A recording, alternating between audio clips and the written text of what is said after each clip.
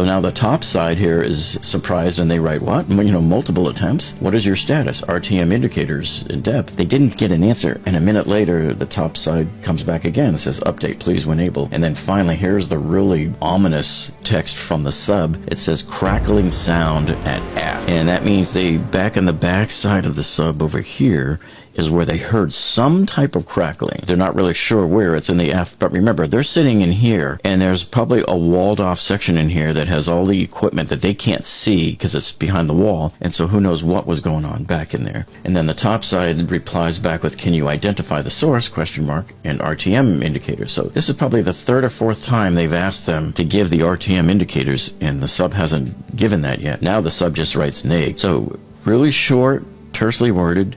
Same with back up here at this one. You'll notice they've ditched a lot of the punctuation. So that says to me that they're in some type of panic mode and they're just trying to do things as fast as they can. They're just typing with few words as possible now. And then again, the top side asks for the RTM status about 4 minutes later after numerous attempts, as you can see, asking them. And the sub finally replies back 2 minutes later, trying to run diagnostics, ascending now, but very slow. Sounds have subsided. Global RTM alert active, all red. Now when they say all red, I don't know how many LEDs they have. Do they have one for every sensor? He supposedly has at least, I thought I read a report somewhere that there was like 20 sensors. Does that mean there's 20 LED lights? We don't know. This does not sound good, especially where it says the sounds have subsided. You think, oh, that sounds like good news. But this, to me, global RTM alert active, all red. So that doesn't sound good. I would be just shaking in my boots at this point. Okay, so now the top side replies back with understood. Any codes? ? Depth, ascent rate, and they didn't get an answer back, so they say updates when able, please. Then finally, the sub replies back and says slow ascent in progress. Quarter predicted, unclear why rate is small, no indicator, and they're at 3476. So as we recall, they got as low as 35. Okay, so pay attention to this number because here they are at 3476, and remember, so they were at 3,500 meters before they started the ascent.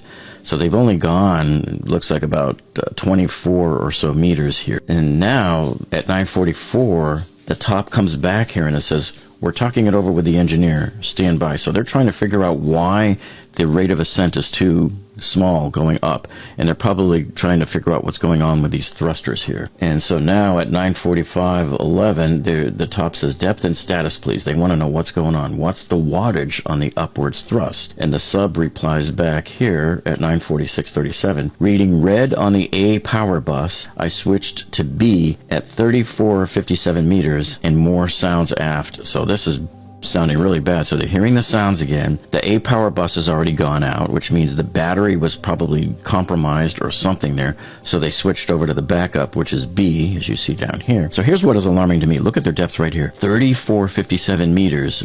About 3 minutes ago, they were up here at 3476 meters. So the Ocean Gate Titan submarine, by this point in time, has only gone about 20 meters in 3 minutes. That's 60 feet in 3 minutes.